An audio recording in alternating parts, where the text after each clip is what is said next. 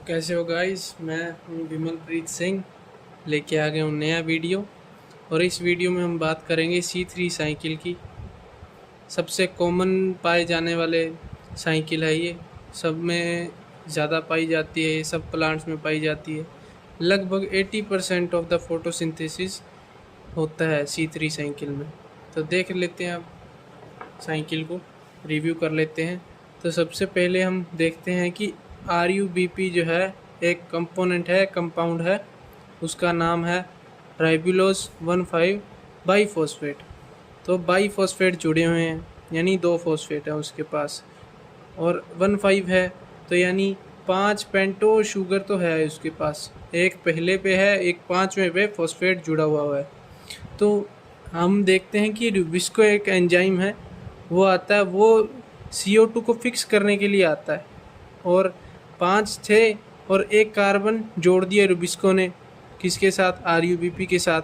तो लगभग 6 हो गए, 6 कार्बन की चेन हो गई। तो 6 को उसने तोड़ दिया अलग अलग भागों में, तो उसने 3 बना दिए फॉस्फोग्लिसरेट। ठीक है, 3 फॉस्फोग्लिसरेट बना दिए। अब आगे देखते हैं अगला स्टेप।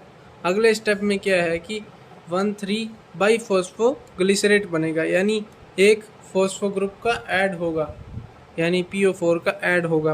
पहले पे होगा, फिर तीसरे पे होगा 1,3 बाईफॉस्फोग्लिसरेट। अब इसमें एक ATP लगेगा, एक फॉस्फेट ग्रुप लगता है इसमें, तो लगेगा ही भाई, वो तो PO4 लेगा ही लेगा। अब आगे देखते हैं हम, ये सारी जो प्रक्रिया है, ये सारा जो प्रोसेस है, वो हम देखते हैं कि मेसोफिल पार्ट में हो रहा है। मेसोफिल पार्ट जो है वो थोड़ा पेरीफेरी की ओर है लीफ के, तो हम वहीं पे देखेंगे। और बाकी सारे जो प्रोसेसेस हैं, जैसे C4 है, C2 है, वो बाकी अलग अलग प्रोसेस प्लांट के पार्ट्स में होते हैं। तो हम देखते हैं आगे अब इसको। तो 1,3 बाईफॉस्फोग्लिसरेट जो था, अब उसने NADPH से NADP प्लस बना दिया, यानी एक H प्लस का अपनों ने इसने ले लिया, रिएक्शन ने ले लिया। तो अब रिएक्शन ने ले लिया, H प्लस की अमाउंट जो है रिएक्शन ने ले ली, तो यहाँ पे रिडक्शन हुआ, तो ग्लिसरल्डिहाइड 3 फॉस्फेट बन गया और एक PO4 निकल गया। तो एक हाइड्रोजन ने क्या किया, हाइड्रोजन ने एक स्पेस ले लिया और PO4 को बाहर निकाल दिया। अब ना ये था काम। ये हो गए 3 स्टेप अपने, लगभग ये 4 स्टेप की साइकिल है। तो अपने देखते हैं C3 साइकिल क्यों कहते हैं इसको, क्योंकि जो C3 यानी जो मेन जो कंपोनेंट है अपना, ये जो फॉस्फोग्लिसरेट PGA बोल सकते हैं अपने, फॉस्फोग्लिसरिक एसिड बोल सकते हैं। तो ये 3 कार्बन का होता है, इसलिए अपने इसको C3 का साइकिल बोलते हैं, C3 कार्बन साइकिल बोलते हैं। तो अपने देखते हैं अब आगे, ग्लिसरल्डिहाइड 3 फॉस्फेट अपने पास बन गया था। अब आगे जाके अपने देखते हैं कि ये आगे जाके कन्वर्ट हो जाता है राइबुलोज 5 फॉस्फेट शुगर में।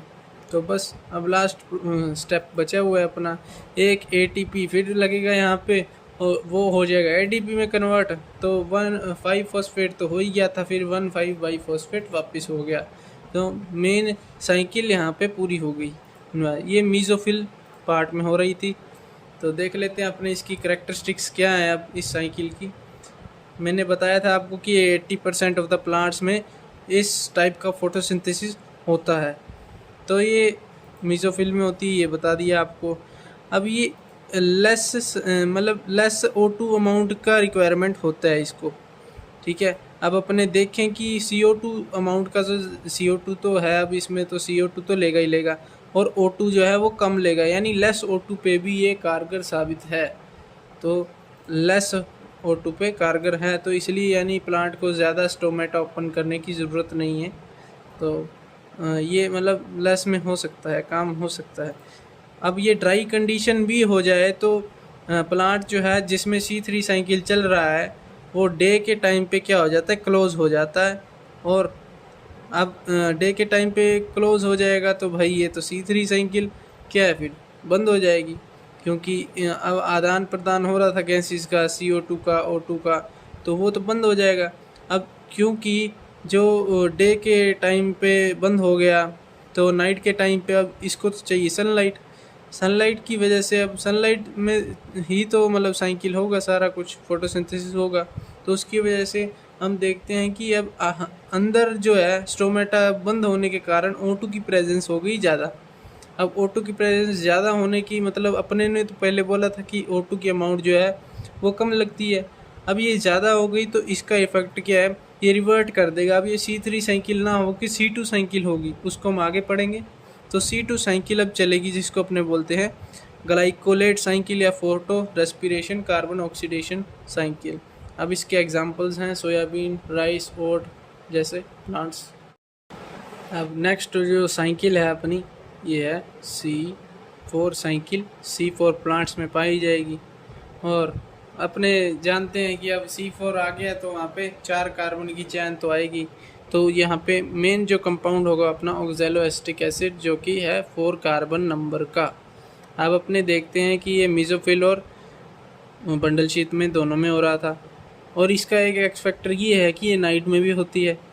तो नाइट में होती कैसे है अपने देखते हैं अब इस साइकिल को। ये C3 के ज़्यादा कंपेयर में ज़्यादा एडवांटेजियस है, एडवांटेज ज़्यादा है प्लांट को, जिसमें C3 ना होकर अब C4 है। अब बहुत कम होंगे वो प्लांट, C3 तो 80% में हो रहा था, अब ये कम हो गया क्योंकि अल्टरनेट है, तो बहुत कम प्लांट्स जो है वो अडेप्ट करके C4 साइकिल कर पाएंगे या C4 प्लांट्स बन पाएंगे।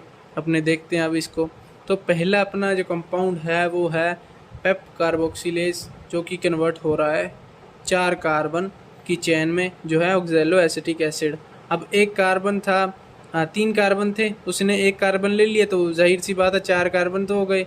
तो यहाँ पे जो एंजाइम है अपना जो वर्क करवा रहा है रिएक्शन को, वो है पेप कार्बोक्सिलेज।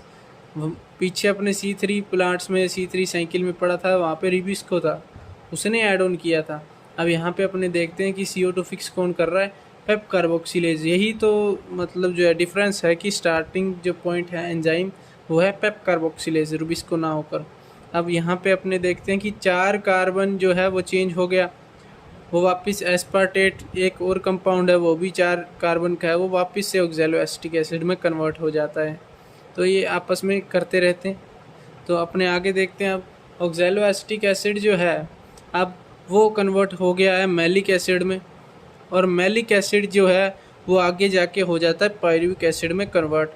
तो मैलिक एसिड जो है वो है तो 4 कार्बन का, और 4 कार्बन का, और पायरुविक है 3 कार्बन का। तो यहाँ पे एक CO2 तो निकलेगा, और CO2 निकलेगा तो वहाँ पे CO2 निकलेगा तो NADH2 भी अपने पास आएगा।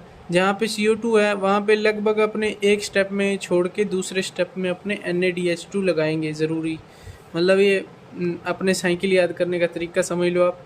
तो पायरुवेट एसिड जो है, अब ये पायरुवेट एसिड वापस से कन्वर्ट हो जाएगा पेप में, और वो एंजाइम होगा फॉस्फोफिनोल काइनेज। यहाँ पे अब अपने 12 जो AMP है वो यूज़ होंगे, 12 ATP यूज़ होंगे। तो 12 ATP यूज़ होके AMP यानी डाईफॉस्फेट यूज़ हो जाएंगे, तो 2 फॉस्फेट यूज़ हो जाएंगे, तो वो बना देंगे फॉस्फोफिनोल पायरुवेट, जो कि अपना वही कंपाउंड बन गया जो चालू में अपने स्टार्ट किया था। तो अब ये पायरुवेट जो है ये वेट करेगा, ठीक है। ये तो हो गया अपना डे टाइम में। अब ये वेट करेगा, नाइट हो जाएगी, तो नाइट के बाद पायरुवेट वापस जो है वो नाइट तक मतलब एक वैक्यूल में ये स्टोर हो जाएगा। तो नाइट में ये नाइट में भी चल सकती है साइकिल, नाइट में ही होती है ज़्यादातर। तो इसको सनलाइट की ज़रूरत कम है, मतलब बाकी सारी ये स्टोमेटा ओपनिंग की ज़रूरत नहीं है, इसको क्लोज में भी चल सकती है। तो ये अल्टरनेट मेथड था इसलिए। तो पायरुवेट जो है अब REBP में कन्वर्ट हो गया। फिर वही अपनी C3 साइकिल थी, लेकिन C3 साइकिल थी वो थी अपनी मेसोफिल में। अब C4 जो साइकिल है उसमें अब ये सिस्टम हो रहा है, तो ये बंडल शीट में है, जिसको अपने कैल्विन साइकिल भी बोलते हैं। अब ये होगी REBP, और REBP वापस रिबिस्को एंजाइम आएगा, PGA में कन्वर्ट कर देगा, वही C3 C4 C5 ये सारी शुगर जो हैं अपने पास ये प्लांट को बनाने में काम आएंगी। स्टोरेज कोई प्लांट की, जैसे प्लांट किसी उसको शुगर नहीं मिल पा रहा है बाहर से, या फिर CO2 कम मिल पा रहा है, तो अपने को उसको बचाएगी ये शुगर्स, खाना पीना जो भी है उसका तो बच पाएगा वो प्लांट, और उसका इंफ्रास्ट्रक्चर बिल्ड करने में काम आएंगी ये शुगर्स। तो वापस वही शुगर्स जो हैं जो बचेंगी वो कन्वर्ट हो जाएंगी वापस से RUBP में। ये साइकिल ऐसे का ऐसे ही चलता रहेगा। और बस ये C4 C3 का ये इतना डिफरेंस है कि ये C3 जो थी ये मीज़ोफिल में हो रही थी सिर्फ, और C4 जो है वो मीज़ोफिल और बंडल शीट में दोनों में हो रही है। तो यहाँ पे अपने देख सकते हैं कि स्टोमेटा क्लोज में भी ये चल सकता है काम C4 प्लांट में। ठीक है, अब इसके एग्जांपल देख लेते हैं अपने। एक तो शुगर केन है, कॉर्न है, मिलेट है। ठीक है, अब ये मैंने कहा था कि बहुत कम प्लांट में 3% ऑफ द प्लांट में ही ये मिलता है, सिर्फ 3% ऑफ द प्लांट्स में ही ये मिलता है। ये इसकी करेक्टरिस्टिक है। अगर वीडियो आपको अच्छा लगा तो जाने से पहले लाइक करें, शेयर करें, कमेंट करें और सब्सक्राइब करें।